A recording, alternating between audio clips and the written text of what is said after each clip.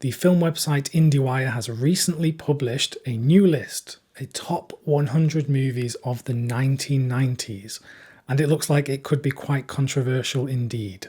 So in this video, I'm going to go through the entire list, give my thoughts on it, and we'll see if it's a good list or not. Hello, it's Elliot here, and thanks very much for joining me for another video. So yes, we're going to be looking at a top 100 list of the films of the 1990s. This was a very important decade for modern cinema. We will see soon that so many great movies came out during this decade, and this was a decade when I was first watching movies.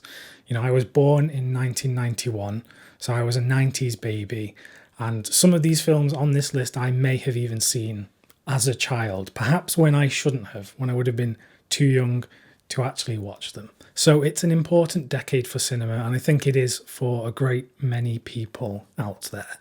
But this new list published by Indiewire could indeed be controversial, particularly in some of the films that are very close to the top of their list. So that's what I'm going to be going into in this video, and I'm here in front of my computer. I've got my screen here, I've got the full list up, so we're going to look at that now and I'll give some thoughts on it. So let's start looking at the list. Before I do, I'm going to have to put on my glasses because my vision is just not what it once was. And as we're going through this, do let me know your thoughts on this list, because I love talking about movies and ranking movies in orders and making lists, but it's very interesting to hear differing opinions about these movies. So if you have any thoughts while you're watching this, then please leave a comment on this video. So I'm on IndieWire's website right now, and the article is called The 100 Best Movies of the 90s. And there's a bit of an introduction here. They talk through their process and the importance of the 90s. It says that the article was only contributed to by the writers at IndieWire. So obviously this is created or curated from a small sample of people. So, you know, this is clearly a subjective thing. You can never really objectively rank the top 100 films of the decade. So if you disagree, quite strongly with this list, you're not wrong. These are just the opinions of, it looks like 15 or 20 people. On IndieWire's website, they've just presented this in a long article where you scroll down and keep scrolling and read about each film. It doesn't make it very good for me to look at for the purposes of this video, but thankfully, if we go over to Letterboxd, some users have even created their own list of the films included here. So I'm going to go right down to the bottom. We'll start at the bottom and we'll work our way up to the top. What I'll say at this point is what this list shows me is that there's still so much for me to experience for the first time from this decade. I've only seen about 70 films on this list, so there's still, a good chunk left for me to experience for the first time. To be honest, I think that's mainly because quite a few of these films are not readily available on Blu-ray or on streaming services. What we do see in this list though is quite an eclectic mix. So there are some blockbuster movies, there is world cinema, films from all around the world. There are indie films because the 90s was a very big period for independent cinema. So yeah, there's a lot of variety in this list. It's a great thing to go and look at yourself if you just want some new recommendations for things to be watching. So towards the tail end of the list, I can already see some films that I think are truly great films. Number 100 on the list is Ghost Dog: The Way of the Samurai from Jim Jarmusch, which I think is one of his greatest films. So to see it this far down on the list, it has me questioning what is going to be higher up on the list. There are a few others here that I can see as well. Boogie Nights from Paul Thomas Anderson. This far down the list is quite interesting because there is another film from him much further up the list, and I actually prefer Boogie Nights to that other film, but I'm sure we'll get to that in a bit. Some other highlights from this end of the list: Until the End of the World, which is Wim Wenders' epic sci-fi movie that's almost 5 hours long, or may even be over 5 hours long. I can't remember. It's a great film, very ambitious. That 5 hour cut of the movie was only recently brought to us thanks to the Criterion Collection. So it is great to actually see that film on this list. And another one that I really love is Strange Days from Catherine Bigelow, a film that is scarily still very relevant to today. There's a lot in that film that, we are working through as a society today. Something that's worth noting as well is that Indiewire actually stated that their thought process in looking at the best films of the 90s is looking at it from today. So looking at it from a modern viewpoint and seeing which of the 90s films actually still resonate today. So there are a lot of films here where the message or just the themes are still so scarily relevant to 2022. Moving a bit further up the list, you can see films like The Celebration, which is an important part of a particular 90s film movement with the Dogma films that came out of Denmark. You can also see some very important independent films, The Watermelon Woman, But I'm a Cheerleader, Whit Stillman's The Last Days of Disco. So this is clearly showing that the independent spirit of the 90s was very important, and that is something that I definitely agree with this list.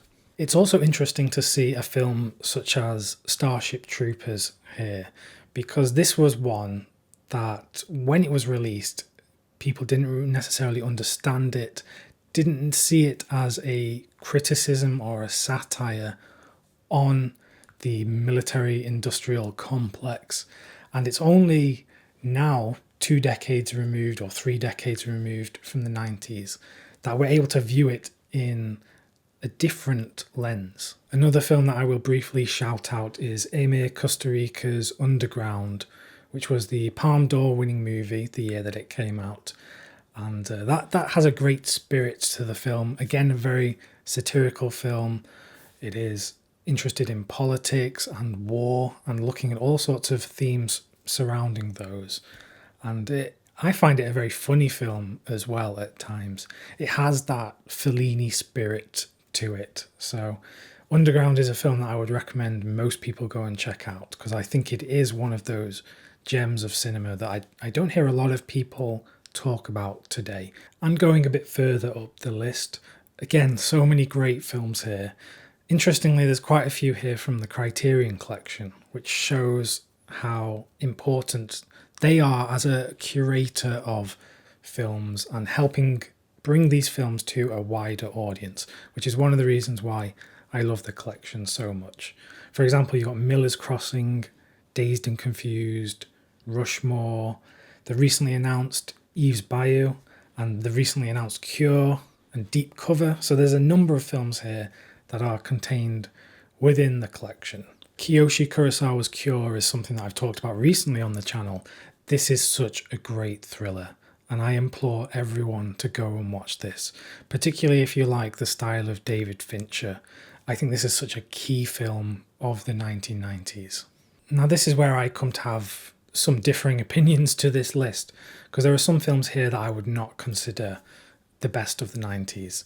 I'm talking about films like Baz Luhrmann's Romeo and Juliet, which I appreciate for its style.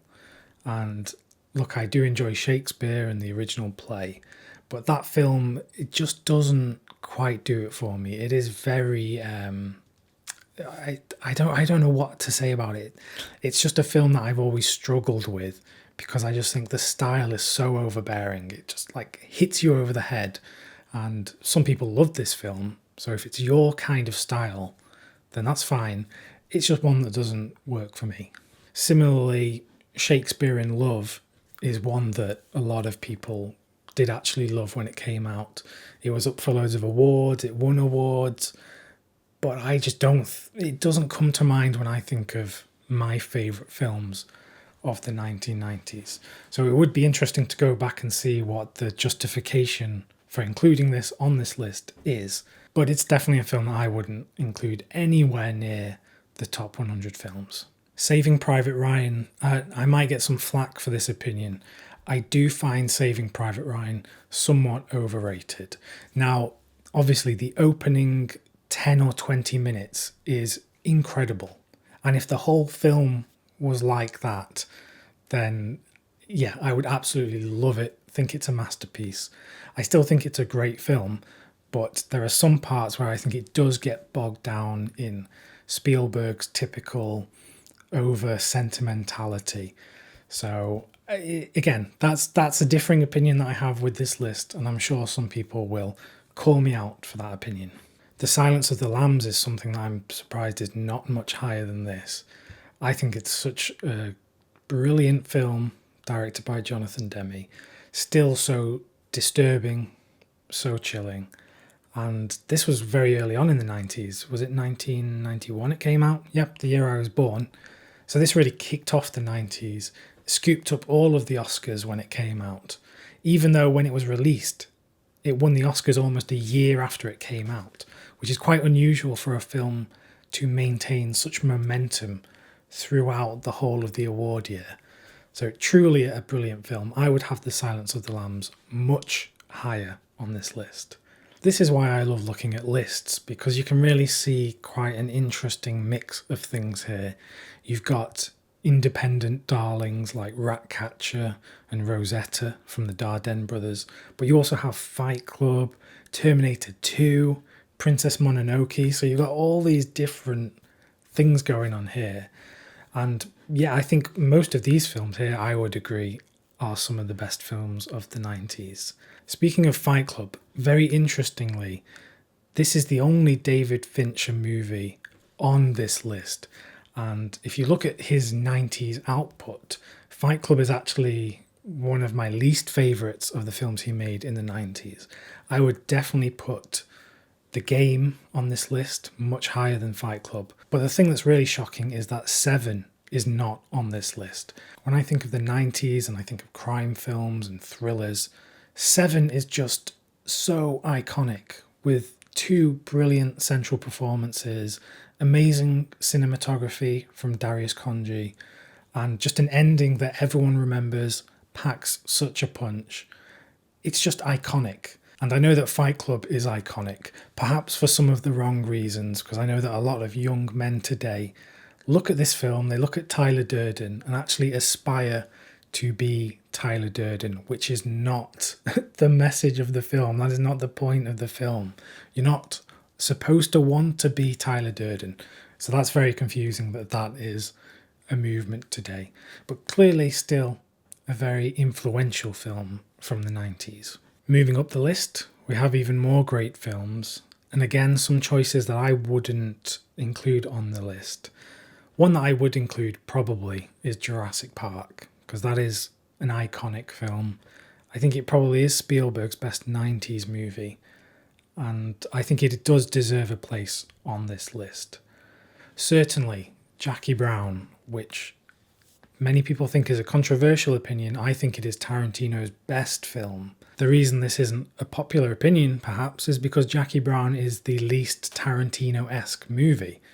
But I just find it endlessly interesting.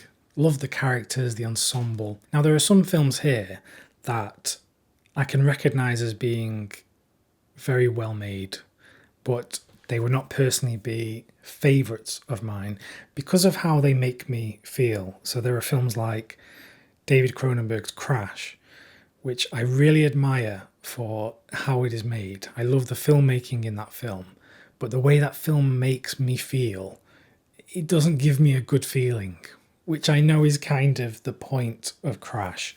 If you've seen Crash, you know exactly what I mean. Likewise with Lars von Trier's Breaking the Waves. Again, it's a film that just makes me very uncomfortable. And I really enjoyed watching it when I watched it. It just isn't one that I would revisit often. So it raises the question of what is a great film in your opinion. You know, is it one that you can watch endlessly and keep watching and keep enjoying? Or can a great film, can one of your favourite films be one that you have only seen once and never want to watch again? It's a very interesting question, I think, and it is something that I think about a lot. One that I also wouldn't include on this list is Porco Rosso from Studio Ghibli. Not one of my favourite ones, and I think Princess Mononoke should be in the place of this for sure. It's still a very charming film, don't get me wrong. I really like the film. I just wouldn't be putting it on my own personal list. Paris is Burning is a very important documentary, one that is in the Criterion collection, and I think everyone should go and see. That is certainly a great film from the 90s. Probably would be on my list as well. So would All About My Mother from Pedro Almodovar. You've also got Naked from Mike Leigh and La Cérémonie from Claude Chabrol. Two films I do really enjoy. I'm not sure if they'd be on my top 100 list. I am definitely going to have to make my own list to see what actually would go on there. Moving up the list, there's quite a few that I haven't actually seen here, but some of the ones I have seen I would have much further up my own personal list. For one, I would have A Brighter Summer Day much higher. I think Edward Yang's film is one of the greatest films of all time, not just of the 90s. So that would be much higher. I'd also have The Matrix so much higher, partly because of nostalgia and also because I think it is still such an amazing film and so much fun to watch, and it really still gets you thinking when you're watching. So I have a really big soft spot for The Matrix. Satan Tango is one that I still haven't watched because it's 7 hours long and I just haven't, I haven't gotten around to actually sitting down and watching it for 7 hours straight. So I will have to remedy that sometime soon. There are some other Criterion favourites here. Before Sunrise from Richard Linklater, The Piano, which recently got a 4K Blu-ray, Fargo from the Coen brothers, which is one of my favourite Coen brothers movies, and then we've got Magnolia, and I talked about Boogie Nights earlier. Boogie Nights is a film that I think is much better than Magnolia.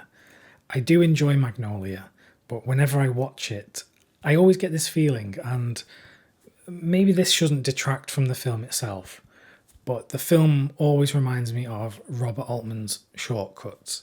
And whenever I'm watching Magnolia, I always think I'd much rather be watching Shortcuts. And that always takes away from the film. The film is also too long, and Paul Thomas Anderson even admits this himself. It's in need of a good edit. And I think if it was a swifter movie, it would probably be higher in my own personal ratings. So I would not have Magnolia. If I have it on the list, I would not have it this high up on the list. And then some other favourites of mine, you've got Irma Vep from Olivier Assayas and Unforgiven from Clint Eastwood, which is just a brilliant revisionist Western, an anti-Western from one of the great Western icons. Moving up again, looking at number 6 to number 20, there are some very interesting choices here. So there's Clueless, which is certainly an iconic movie from the 90s. I love Clueless. It's a lot of fun. So I think Clueless definitely deserves its place on a list like this. But I can see a lot of people getting angry that Clueless is ranked higher than A Brighter Summer Day or any of the great, world cinema classics on this list. Twin Peaks Fire Walk With Me is an interesting choice. Not one I think would go on my personal top 100. Again, with Pulp Fiction, I talked about Jackie Brown. I think Jackie Brown is Tarantino's best film. So I'd have Pulp Fiction much lower down, but it is a great movie and definitely sent ripples through the film industry when it came out because it was a different way of, telling a modern story. Malcolm X is on the list, and this recently got announced by Criterion to get a 4K Blu-ray. So that's very exciting, something that I'm looking forward to.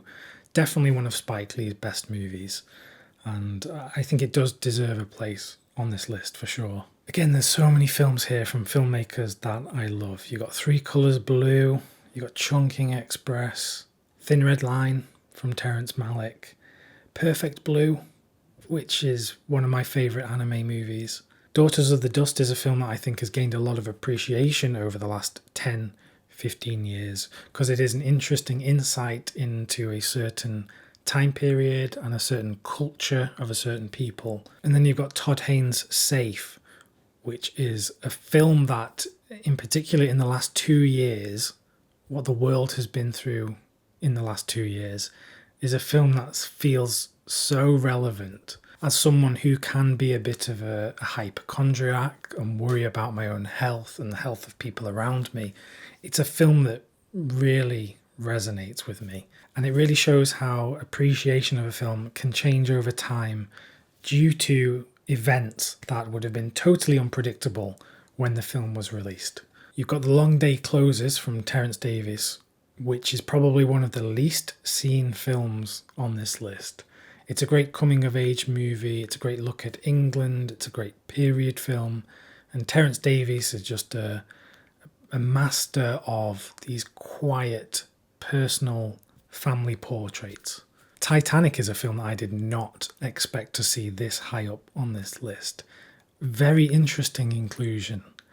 I haven't seen Titanic in many years, so I don't really have a fresh viewpoint on the film. So I am going to have to look up why they've included this on this list. It's not a film that I think of as one of the greatest of the 90s, but obviously it was widely successful, one of the highest grossing movies of all time. It's made so much money, and I know it is near and dear to many people's hearts.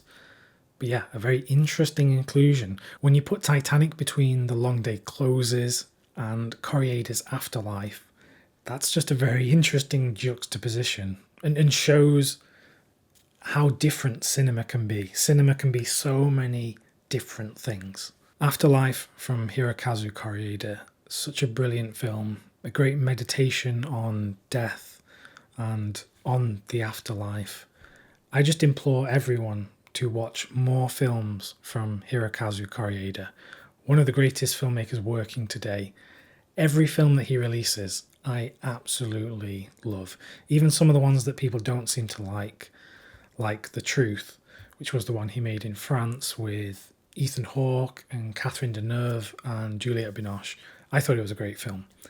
But Afterlife in particular, if you want a good starting point, Afterlife is a great one, and it is in the Criterion Collection on a Blu-ray. I think I forgot to mention, but much further down on this list was Scorsese's Age of Innocence, which is personally one of my favourite films of his, maybe even my favourite. So if I was making a list, Goodfellas would definitely be on it, but I might have Age of Innocence higher than it. And then we come to the top 5, and there are some very interesting choices here. So number 5, Hoop Dreams, the brilliant documentary looking at these two young boys who want to be NBA stars and looking at their home life, their school life, and how society really has it hard for them. They have a lot to overcome to get to where they want to be. The reason Hoop Dreams is such an important documentary is because of how close the filmmakers could get to these two boys and their family, and the real intimacy that is captured in this film is unlike most other documentaries out there, particularly when you compare it to modern documentaries, which are just boring talking heads style of documentaries. Hoop Dreams is a real, it's real, it's immediate, it's really capturing these people, and it definitely deserves to be on a list like this.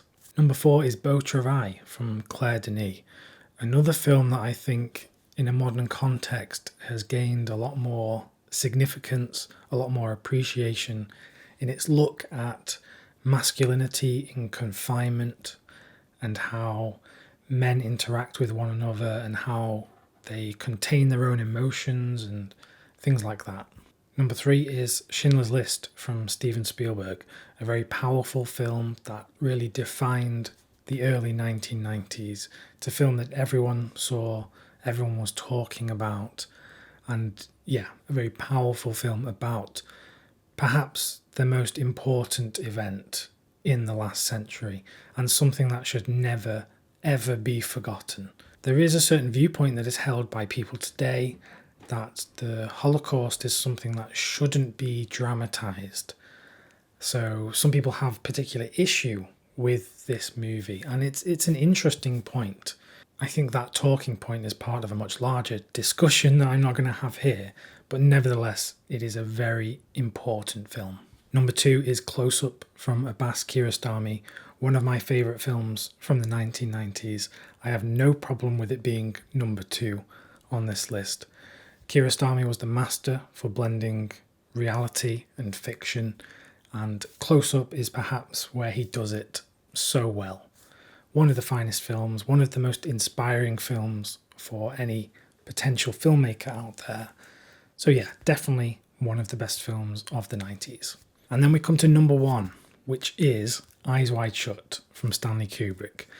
This is a very interesting choice because this is a film that when it was released was not necessarily received positively. It wasn't a film that many people would have said is the best film of the decade. Many people have since considered it one of Stanley Kubrick's worst films, which I do not agree with, but that is a common viewpoint. And it's only over the last 20 years that it has really gained appreciation. Something that is so important about Eyes Wide Shut is it really captures a snapshot of what the ideals were of people in the 1990s. So looking at their notion of what an ideal life is and how life should be. And it is just great looking back at this film and having that, set in stone. It's also a film that people find very engaging due to the nature of conspiracy and mystery.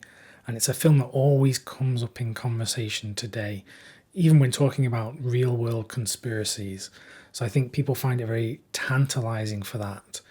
And like with Kubrick's films, such as The Shining or Clockwork Orange, there are things within Eyes Wide Shut which people can't necessarily explain. They don't know why it was included in the film. There are just some very disturbing images in the film that have personally stuck with me for a very long time. And the film is set at Christmas, and I think it is one of the best Christmas films. So I always watch it around Christmas. I gather the family round, put on Eyes Wide Shut. No, I'm kidding. But is Eyes Wide Shut the film that you would consider the best of the 1990s? That is what I want to hear about. So do let me know your thoughts on this list, and particular the number 1 choice.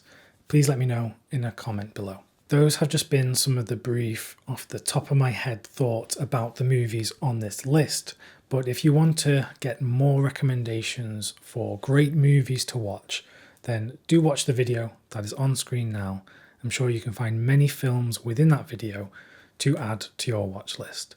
Thanks very much for watching, and I'll see you soon.